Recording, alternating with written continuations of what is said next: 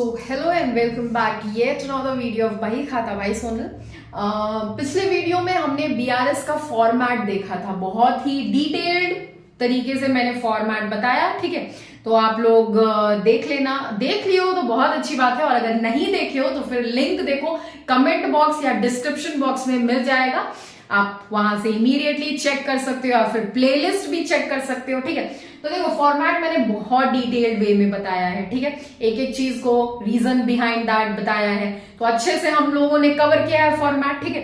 तो अब सॉल्व करते हैं हम क्वेश्चन, है ना। फॉर्मेट सीख लिया है तो क्वेश्चन भी तो करना जरूरी है, वही तो मेन है, इंपॉर्टेंट है, ठीक है। तो मैंने क्या बोला था फर्स्ट वीडियो में कि एज बैंक एम्प्लॉय आप इसको, इस चैप्टर को सॉल्व करो, क्वेश्चंस जो भी आएंगे उसको सॉल्व करो, मजा लो, है ना, मजा आएगा फिर। देखो आप समझ लो कि एग्जाम के पॉइंट ऑफ व्यू से हम सॉल्व कर रहे हैं, क्वेश्चन है ऐसा मत समझो, है ना, कि हम स्टूडेंट हैं, बैंक एम्प्लॉय है, हमको देखना है फॉर्मेट, हमको पता है ना, तो फिर सॉल्व करो, मजा आएगा। तो फिर देखो क्वेश्चन आपके स्क्रीन पे होगा। क्वेश्चन कहता है, ये क्वेश्चन नंबर 2 है टीएस गिरवाल बुक का, ठीक है। तो क्वेश्चन कहता है, हम भी पढ़ रहे हैं आप भी पढ़ो। Ramesh has his account at Punjab National Bank Delhi, according to his cash book his bank balance बोल रहा है, मतलब डेबिट बैलेंस, ठीक है। On 31st March 2021 was rupees 72,950. He sent a check for rupees 90,075 to his bank for collection, but check amounted to rupees 43,769 were not collected by that date. Okay, not collected minus negative amount, ठीक है। Now out of the checks issued by him in payment of his debts, check of rupees 29,344 were not presented for payment. Not presented for payment हम क्या करते हैं, add करते हैं, तो add करेंगे, ठीक है। फिर आगे बोलता है prepare bank reconciliation statement and determine the balance as shown by his passbook, ठीक है। तो फिर हम क्वेश्चन स्टार्ट करते हैं। क्या दिया है, स्टार्ट हम कैसे करेंगे, क्या दिया हुआ है, cash book his bank balance, ठीक है। तो फिर balance as per cash book, है ना, वही तो होगा, ओवरड्राफ्ट के बारे में तो बात किया नहीं है, ठीक है। Balance as per cash book, ठीक है, ये लिखे। अब ओवरड्राफ्ट का अगर बात किया होता तो अमाउंट हम नेगेटिव कॉलम में लिखते हैं, अमाउंट के कॉलम में, ठीक है, लेकिन ऐसा कुछ तो बोल नहीं रहा है। अमाउंट कितना है, 72,950, ठीक है, ये हो गया, हम स्टार्ट कर दिए। फिर आगे बोलता है ही सेंट चेक, उसने चेक सेंड किया था बैंक को, कितना का, नहीं एक सेकेंड, अब देखो सॉल्व कैसे करते हैं। इधर ऐड लिखो, ये चीज करने के बाद ऐड लिखो, कुछ प्लेस छोड़ो, उसके बाद लेस लिखो, ठीक है। अब उसके बाद सारा क्वेश्चन आप ऐसे ही करोगे ना तो इजीली सॉल्व हो जाएगा, कंफ्यूजन नहीं होगा ज्यादा, ठीक है। तो देखो ये लिखो, फिर ऐड करने के लिए कुछ प्लेस छोड़ दो, फिर चीजें लेस भी तो होती है तो उसके लिए भी कुछ प्लेस छोड़ दो, ठीक है। फिर जैसे जैसे ट्रांजैक्शंस आते जाएंगे हम वैसे वैसे ऐड हुआ तो ऐड के इधर लिखेंगे, और लेस अगर करना है तो इधर लिखेंगे, ठीक है। तो आगे क्या बोलता है, he sent check for rupees 90,775 to his bank for collection, but check amounted to rupees 43,769 were not collected by that date. कितना का चेक, देखो 90,075 रुपया का चेक उसने बैंक को सेंड किया था कलेक्शन, क्या करने के लिए, कलेक्शन के लिए, ठीक है। लेकिन 43,769 का चेक क्लियर नहीं हुआ, यही तो बोल रहे हैं, not collected, not credited, not cleared, तो ये चीज हम माइनस करते हैं, ठीक है। तो फिर इधर लिखो cheques sent for collection of rupees 90,075 but checks of rupees 43,769 was not collected, ठीक है, ये लिख दिया। अब ये नेगेटिव का अमाउंट है तो फिर इतना का नॉट कलेक्टेड हुआ है ना, टोटल इतना रुपए का चेक इसने कलेक्शन के लिए सेंड किया था, लेकिन इतना का चेक क्लियर नहीं हुआ तो यही जाएगा नेगेटिव अमाउंट के कॉलम में, ठीक है। तो फिर 43,769 हो गया।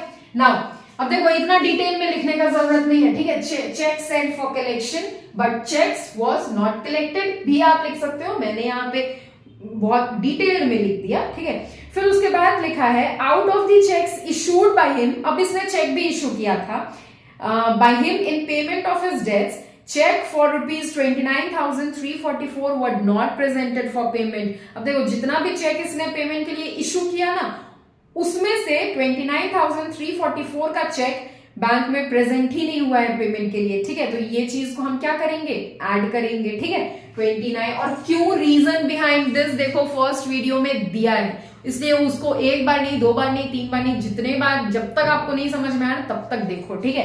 क्योंकि क्वेश्चन सॉल्व करने के टाइम हमेशा रीजन बताना फिर किसी भी टीचर के लिए पॉसिबल नहीं है, ठीक है।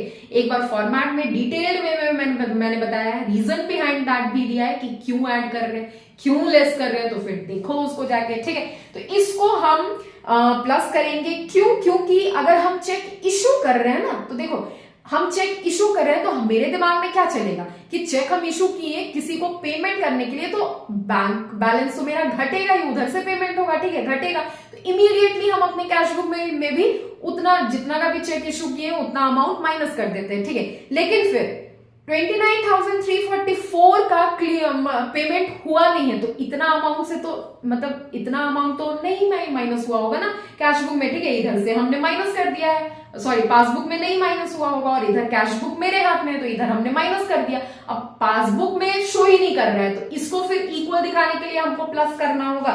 तो फिर चलो फिर करते हैं, इधर लिखो cheques issued but not presented for payment, कितना 29,344, ठीक है। अब इतना ही कुछ दिया है इस क्वेश्चन में, छोटा सा क्वेश्चन था, ठीक है। अब इसका हमको टोटल, सॉरी ये करना है, उसके बाद बैलेंसिंग फिगर निकालना है। अब चलो इसको कैलकुलेट करते हैं, कैलकुलेटर, पहले इन दोनों को ऐड करते हैं, ठीक है। तो फिर कहाँ में है यार कैलकुलेटर, 72,950 प्लस 29,344 कितना आया, 1 लाख, इधर लिखे दिखेगा 1,02,294, ठीक है। 1,02,294 आया, और ये तो है ही 43,769, 43,769 है ही, ठीक है। नाउ इन दोनों का डिफरेंस यहां पे हम लिखेंगे, अब माइनस करेंगे तो आएगा कितना देखते हैं, है ना।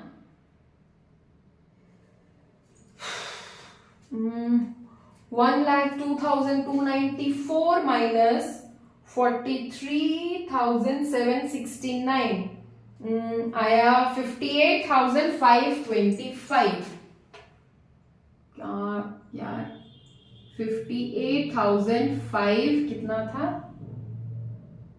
525 कितना, देखो इधर लिख रहे हैं 58,525, ठीक है। और ये क्या कहलाएगा, balance as per cash book, ये कहलाएगा आपका बैलेंस एज पर पास बुक, ठीक है। और ये रहा हमारा बैलेंसिंग फिगर 58,525, ठीक है। तो इजी क्वेश्चन था, ये था क्वेश्चन नंबर, कौन सा क्वेश्चन था, 1 कौन सा था देखते हैं, ये था आपका क्वेश्चन नंबर 2, कहां का, टीएस गिरवाल का, ठीक है। टीएस गिरवाल का क्वेश्चन नंबर 2 था, ठीक है। तो इसको आप कॉपी करो, फिर उसके बाद